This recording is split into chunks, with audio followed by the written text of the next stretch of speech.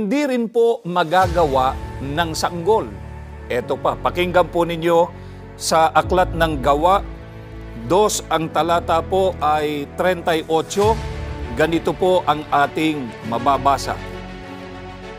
Sumagot si Pedro, "Pagsisihan ninyo talikdan ang inyong mga kasalanan at magpabautismo kayo sa pangalan ni Hesukristo upang kayo'y patawarin at ipagkakaloob sa inyo ang Espiritu Santo."